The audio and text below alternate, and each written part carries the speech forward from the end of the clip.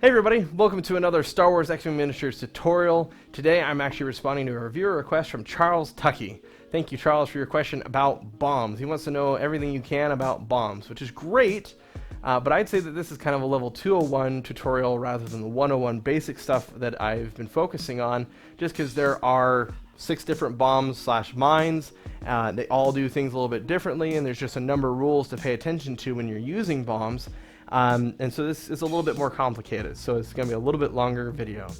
Like I said, bombs kind of break out into 2 different classes. Even though they're all referenced in the rules as bombs, you have 2 clear different sets. You've got bombs and you've got mines. The biggest difference between the 2 has to do with when they are dropped, how they're activated, and all those sorts of things. You've got seismic charges, proton bombs, and ion bombs. Those are the 3 basic bombs.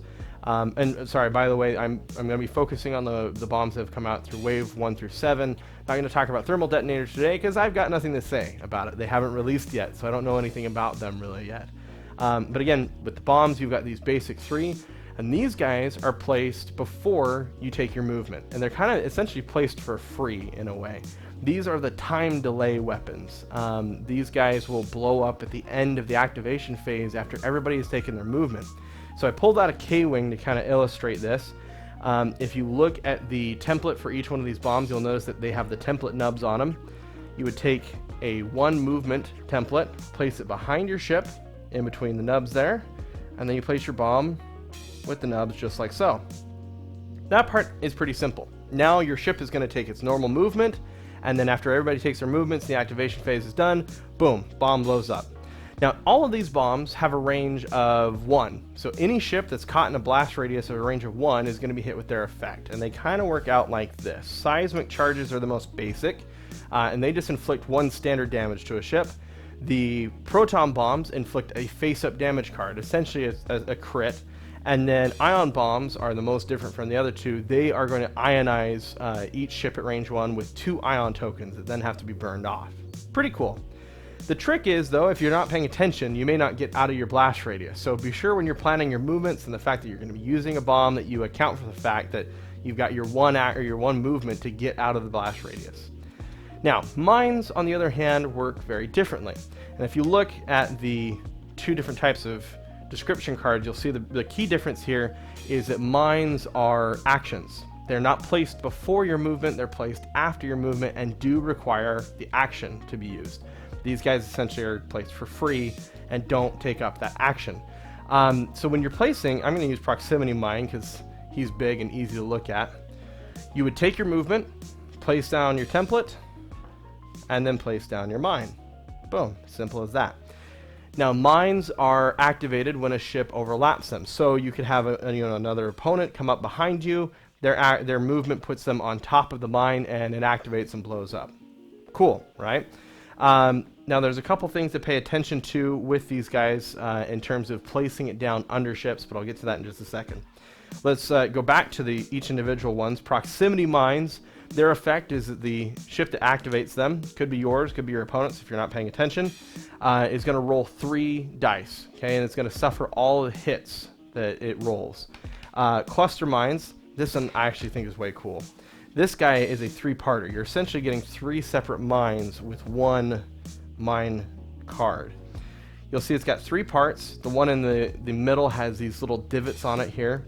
You place him down, and you place the other 2 mines to either side of him, just like that. It creates this nice little wall of mines. These guys are all activated separately. You could have a ship cross over and overlap a single one without activating the other 2 as well.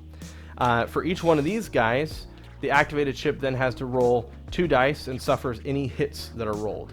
So there's the potential, if you line it up really well, and I've seen this happen a couple times, and it's great, where a ship could actually fly through all 3, pick up all the mines, and then would have to roll 6 attack dice, 6 potential hits, which could be lethal to a lot of different ships.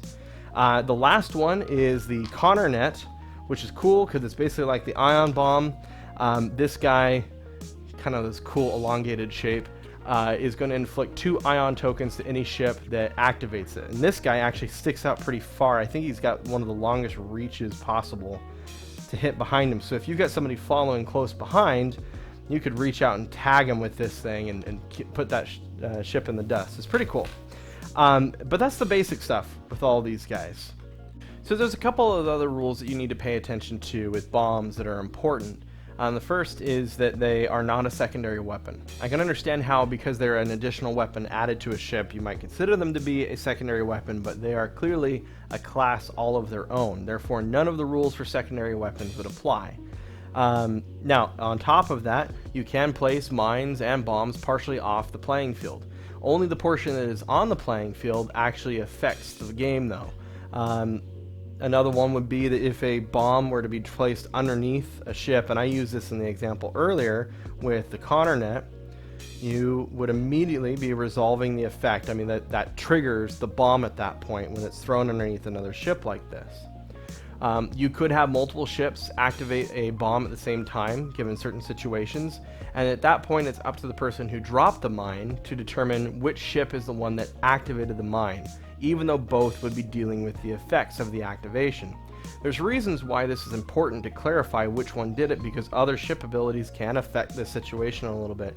So you always want to be clear, this ship is the one that activated it, even though all of these ships are going to be taking the effect. Another rule that's important is that bombs can only be placed, or you can only place one bomb per turn. Even though technically these bombs are laid for free before your movement, and then mines are an action, they're of the same overall bomb categorization. And so if you were to drop a bomb here, you couldn't then take your action, or take your movement, and then take your action and drop, cluster mines or something else. Only one per turn. And that's pretty much all the other secondary rules I'd really want to talk about. There's some more things that get even more complex, but that's so very case by case in certain playing situations that it's not really worth talking about right now. Hopefully this helps clarify some things. Of course, anytime you have questions for the game, we love to hear from you. Thank you again, Charles Tucky, for your question. We really love responding back to folks that really have good inquiries like this, and hopefully things that we can explain out in videos. So thank you very much for watching. Tune in for more X-Wing videos later. Thanks, folks. Bye.